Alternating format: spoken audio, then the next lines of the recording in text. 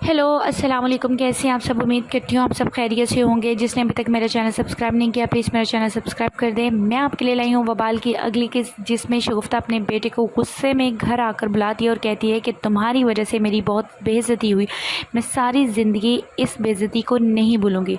जिस पर वो ख़ुद से अहद भी करती है, कहती है कि मैं शौके और उसकी फैमिली से ऐसे बदले लूँगी कि वो याद रखेंगे। जिस पर नवीद कहता है कि क्या हुआ, जिस पर शगुफ्ता कहती है कि उन्होंने हमें अगले पिछले हिसाब गिनवाए और ताल्लुक़ भी तोड़ दिया है। जिसको सुनकर नवीद कहता है कि चचा ने अच्छा नहीं किया और शगुफ्ता कहती है कि शाकर को अपने बोले हुए एक एक लफ्ज़ का हिसाब देना होगा। इधर अनम की छोटी बहन अनम के पास आती है और शगुफ्ता ताई के आने का बताती है। जिस पर अनम कहती है कि इनके अमाल हैं, हमें इनके साथ ऐसा नहीं करना चाहिए। और अपनी बहन के जाने के बाद वो सोचती है कि अगर इनको पता चल गया कि शगुफ्ता ताई ने मुझे 1000 रुपया दिया तो तूफ़ान आ जाएगा। इधर फराज की माँ का फ़ोन आता है जिस पर इसकी माँ फ़िक्रमंद होती है। जिस पर वो अपनी माँ को हौसला देता है और उनकी माँ कहती है कि मैं आ जाती हूँ। जिस पर वो कहता है कि नहीं, मैं अभी घर को सेट कर लूँ फिर आप आ जाना।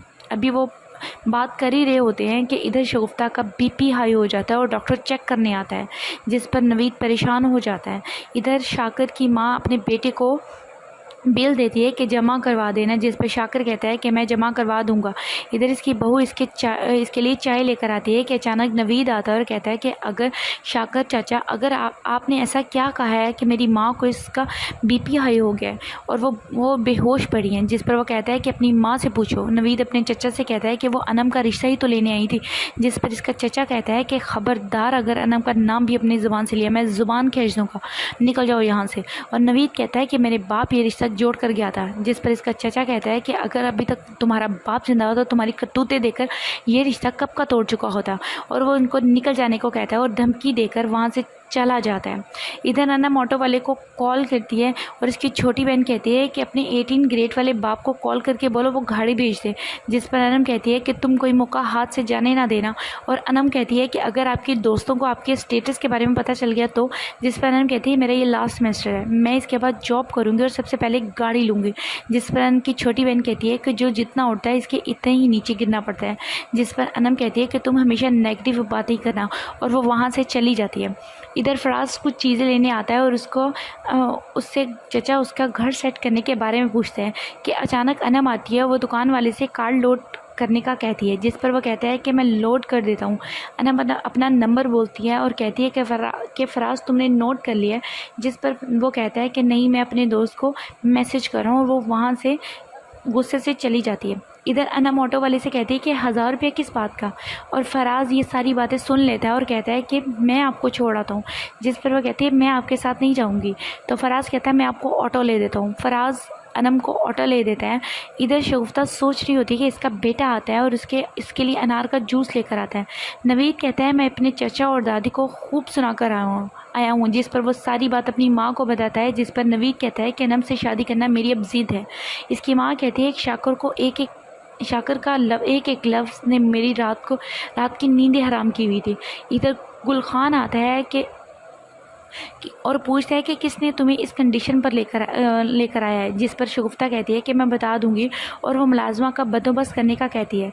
गुलखान कहता है कि मैं कल ले आऊँगा और नवीद से एक गिलास पानी मांगता है। इधर अनम अपनी फ्रेंड की बर्थडे पार्टी पर अनम की फ्रेंड उसको बर्थडे पार्टी पर इनवाइट करती है और नेहा कुछ लेने के लिए चली जाती है। और अनम अपनी दोस्तों से पूछती है कि तुम लोगों ने क्या क्या लिया है। जिस पर अनम की दोस्तें उसको सारी ब्रांडेड चीज़ें गिनवाती हैं और अनम से पूछती है तुम क्या गिफ्ट ले रही हो। अनम बात को टाल देती है। इधर अनम की फ्रेंड इसे अंबर आने का बताती है कि तुमसे अंबर बात करनी आई है। और अंबर अनम को बुलाती है। जिस पर अंबर कहती है कि दिलावर से मिलना मेरा बहुत ज़रूरी है। और अनम कहती है कि जाओ मिलो जाकर, और मुझे मत बताओ। और अनम इसकी एक नहीं सुनती। इधर इसकी माँ बाप अपने वाइफ को पैसे देते हैं और अनम आ जाती है कि 5000 मुझे दे दो। और इसकी माँ कहती है कि इसको कौन समझाए। इसकी छोटी बहन कहती है कि मैं समझाती हूँ। वो अनम से कहती है कि बाजी खुदा का खौफ करें, जिस पर अनम कहती है कि माँ बाप की ज़रूरत कभी पूरी नहीं हो सकती, और अपनी बहन से कहती है कि नेहा का बर्थडे बहुत अच्छी जगह पर है, मैं खाली हाथ नहीं जा सकती। माँ हम पैसे लेकर वहाँ से चली जाती है। अनम कहती है कि मेरी ज़रूरत कौन पूरी करेगा, जिस पर इसका बाप कहता है कि रख लो पैसे, मैं कहीं से उधार पकड़ लूँगा। माँ हम कहती है ये फजूल खर्ची है, जिस पर अनम कहती है कि हम गुर्बत में पैदा हुए हैं, क्या हमारी ज़िंदगी ऐसी गुर्बत में गुजर जाएगी। दोनों बहनों में बहुत बहस होती है और अनम गुस्से से वहाँ से चली जाती है।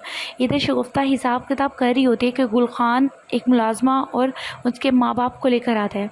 वो कुछ मजबूर लोग होते हैं और उनको कुछ पेपर पर साइन पर स्टाम्प पेपर और अंगूठा लगवा लेती है, जिस पर इसके माँ बाप इसका मतलब पूछते हैं, जिस पर शगुफ्ता कहती है कि ये बच्ची है, मेरे घर 1 साल मुलाजम रहेगी। जिस पर इसके माँ बाप चुप हो जाते हैं और वो 1 लाख रुपया लेकर वहाँ पर स्टाम्प पेपर पर साइन अंगूठा लगाकर और बच्ची को वहाँ छोड़ जाते हैं। शगुफ्ता इसको किचन में जाने को कहती है कि मैं तुम्हें किचन का काम समझाती हूँ।